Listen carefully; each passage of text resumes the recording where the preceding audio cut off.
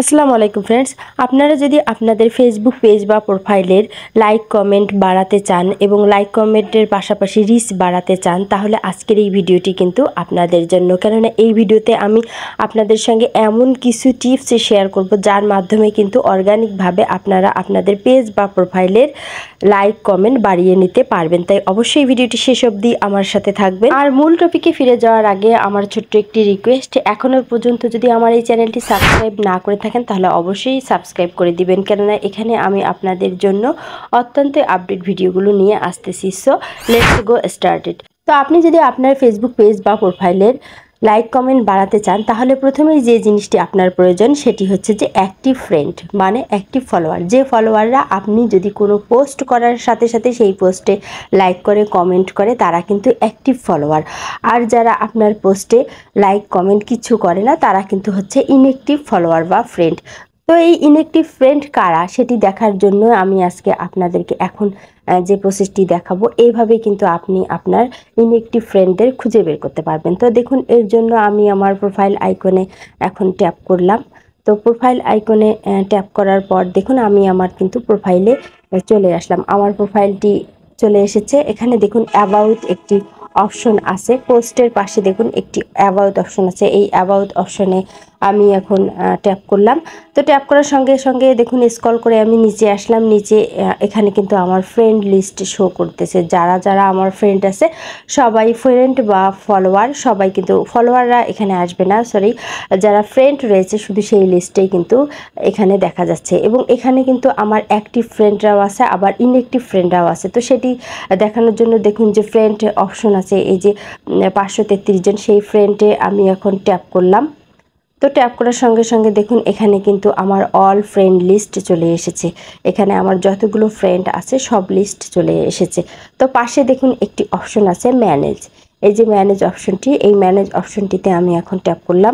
ম্যানেজে tap করার সঙ্গে সঙ্গে দেখুন এখানে কিন্তু 3টি অপশন আছে, ক্যাটাগরিজ যে 3টি অপশন আছে, এই 3টি অপশনের মধ্যে উপরের যে অপশনটি আছে এই অপশনটিতে আপনাকে ট্যাপ করতে হবে। তো দেখুন উপরের অপশনটিতে আমি এখন ট্যাপ করলাম। ট্যাপ করার পর যে 149 জন ফ্রেন্ড লিস্টে আমার এসেছে, এরা কিন্তু আমার ফ্রেন্ড লিস্টে আছে। কিন্তু দেখুন গত 90 দিনে কিন্তু এরা আমার কোনো পোস্টে ছবিতে লাইক কমেন্ট করেনি। সো এখানে কিন্তু তারা আমার ইনঅ্যাক্টিভ ফ্রেন্ড হিসেবেই দেখা যাচ্ছে। যেহেতু ফেসবুক আইডিতে 5000 ফ্রেন্ড হলে আর অ্যাড করা যায় না, তাই অনেকের দেখা যাচ্ছে যে 5000 ফ্রেন্ড হওয়ার পরেও তাদের ছবিতে যখন লাইক কমেন্ট বা ভিডিওতে ভিউ হয় না, দেখা যাচ্ছে যে নতুন করে তারা যে অ্যাক্টিভ ফ্রেন্ড অ্যাড করবে সেটিও তারা করতে পারছে না। তো তারা কি করবেন, দেখুন এই যে পাশে যে আনফ্রেন্ড অপশনগুলো রয়েছে, এই আনফ্রেন্ড অপশনগুলোতে ট্যাপ করে আপনি কিন্তু একজন একজন করে এই যে আনফ্রেন্ড করে দিতে পারেন ইনঅ্যাক্টিভ ফ্রেন্ডদেরকে।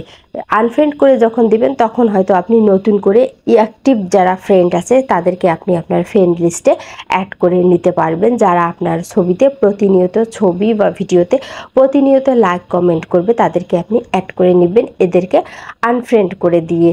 তো এখানে সিলেক্ট মাল্টিপ্লেপ যে অপশনটি আছে, এখানে যদি আপনি ট্যাপ করেন, ট্যাপ করলে কিন্তু আপনি এখান থেকে একসঙ্গে সব ফ্রেন্ডকেই ডিলিট করতে পারবেন। সেক্ষেত্রে আপনারা অপশন দেখছেন এই যে ফাঁকা ঘর রয়েছে, এখানে যদি আপনি ট্যাপ করেন তাহলে কিন্তু টিক মার্ক করবে। এভাবে আপনি অল ফ্রেন্ডকে টিক মার্ক সিলেক্ট করার পর এই যে আনফ্রেন্ড যে নিচের অপশনটি আছে এটি কিন্তু শো করবে। তো এই আনফ্রেন্ড অপশনে আপনি যখন ট্যাপ করবেন আপনার কিন্তু একসঙ্গে সবগুলো ফ্রেন্ডই আনফ্রেন্ড হয়ে যাবে। এবং সেক্ষেত্রে আপনার সুবিধা হচ্ছে আপনি নতুন করে অ্যাক্টিভ ফ্রেন্ডগুলোকে অ্যাড করে নিতে পারবেন। আর যাদের ফ্রেন্ড কম, তারা একবারে সবাইকে আনফ্রেন্ড না করে বেছে বেছে যেগুলো আপনার ছবিতে বা পোস্টে একদম কমেন্ট করে না, লাইক করে না, তাদেরকে আপনি আনফ্রেন্ড করে দিতে পারেন। তো এই কাজটি কিন্তু আপনাকে করতে হবে, না হলে কিন্তু আপনার পোস্টে বা ছবিতে কিন্তু আপনি লাইক কমেন্ট বাড়াতে পারবেন না এবং আপনার ফেসবুকে কিন্তু আপনি রিচ বাড়াতে পারবেন না। আপনাকে ফেসবুক রিচ বাড়াতে চাইলে আপনাকে যে কাজটি করতে হবে সেটি হচ্ছে যে আপনার পোস্টে কিন্তু অবশ্যই লাইক কমেন্ট নিয়ে আসতে হবে। তো এরপর যে দ্বিতীয় প্রসেসটি আমি আপনাদের সঙ্গে শেয়ার করব, তো এটি দেখানোর জন্য আমি ব্যাক করে আমি এখন আমার আইডিতে চলে আসলাম এবং আইডিতে চলে আসার পর আমি এখন আপনাদেরকে দ্বিতীয় স্টেপটি দেখাবো। আপনারা যখন একটি ভিডিও বা ছবি আপলোড করেন বা পোস্ট করেন কোনো ধরনের, তখন কিন্তু সেই পোস্টের নিচে আপনার ফ্রেন্ড বা ফলোয়াররা অনেক কমেন্ট করে।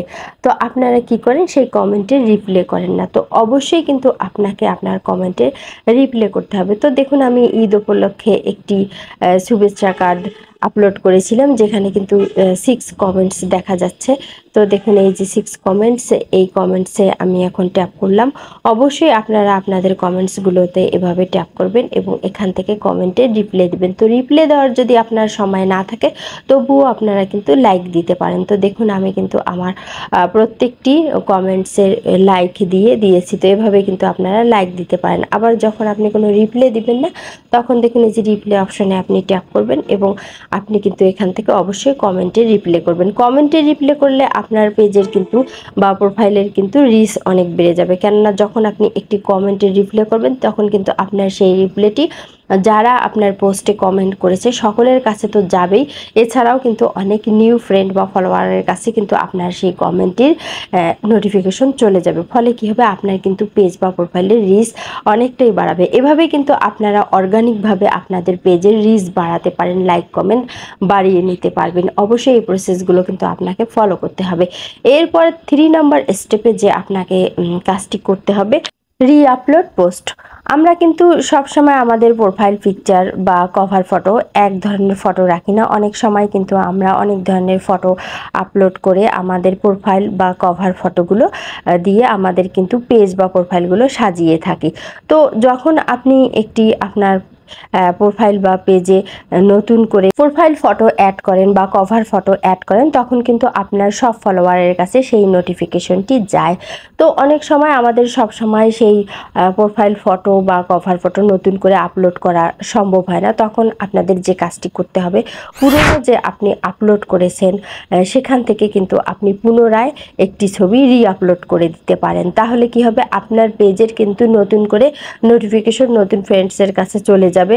সে যদি আপনার ওই ছবিটি না দেখে থাকে, দেখে কিন্তু আবারও সে লাইক কমেন্ট করবে। এভাবে কিন্তু আপনি আপনার পেজে রিচ বাড়িয়ে নিতে পারেন। তো দেখুন, এজন্য আমি আমার প্রোফাইল ফটোর যে ক্যামেরা আইকন আছে সেখানে ট্যাপ করলাম। এরপর দেখুন সিলেক্ট প্রোফাইল পিকচার, এই অপশনটিতে ট্যাপ করলাম। তো এখান থেকে নয়, দেখুন স্ক্রল করে আমি একটু পাশে যাব। এই যে এখান থেকে স্ক্রল করে আমি পাশে যাচ্ছি। এখানে আপলোডস একটি অপশন আছে, এই আপলোডস অপশনে আমি এখন ট্যাপ করব। তো আপলোডসে ট্যাপ করার পর দেখুন, এখানে আমি যত পিকচার আপলোড করেছিলাম সবই কিন্তু এসেছে। তো আমি এখান থেকে আমার প্রোফাইল পিকচার যে আপলোড করেছিলাম সেটি এখান থেকে আমি সিলেক্ট করে নেব। তো দেখুন, এই যে একটি পিকচার, এটি কিন্তু আমি পূর্বে প্রোফাইল ফটো হিসেবে আপলোড করেছিলাম এবং ইউজ করেছিলাম। তো এটি আমি আবারও সিলেক্ট করে দিলাম। তো সিলেক্ট করার সঙ্গে সঙ্গে দেখুন এখানে উপরে যে সেভ অপশনটি আছে, এই সেভ অপশনে আমি এখন ট্যাপ করে দিলাম। এখন কিন্তু আমার ফটোটি আবারও রি-আপলোড হয়ে গেল।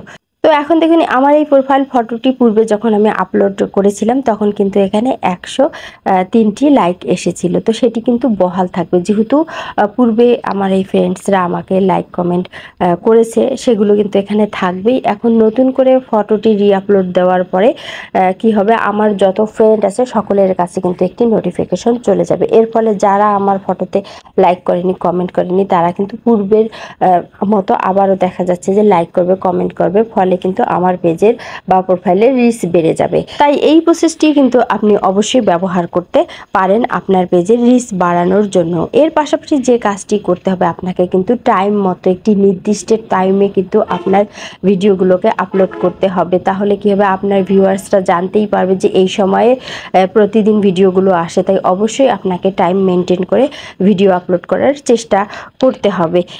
আর অবশ্যই পাশাপাশি যে কাজটি করতে হবে সেটি হচ্ছে যে অন্যের ভিডিওতেও কিন্তু আপনাকে লাইক কমেন্ট করতে হবে।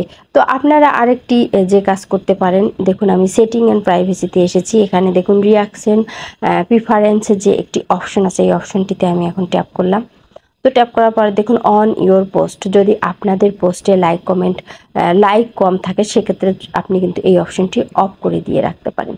অফ করে দিয়ে রাখলে কি হবে, আপনার ছবিতে কতজন লাইক করছে সেটি কিন্তু অন্য কেউ দেখতে পারবে না, শুধু আপনি ছাড়া। কতটি সংখ্যা সেটি কিন্তু দেখতে পারবে না। তাই অনেকেই হয়তো আপনার ছবিটি ভালো লাগার সঙ্গে সঙ্গে লাইক করে দেবে এবং কতজন করেছে সেটি কিন্তু তারা দেখতে পারবে না। এভাবে কিন্তু অর্গানিকভাবে আপনারা অবশ্যই আপনাদের পেজের বা প্রোফাইলের রিচ বাড়িয়ে নেবেন। তো আমার এই ভিডিওটি আপনাদের কেমন লাগলো? যদি ভালো লাগে অবশ্যই ভিডিওটিতে একটি লাইক দেবেন এবং চ্যানেলটি সাবস্ক্রাইব করবেন।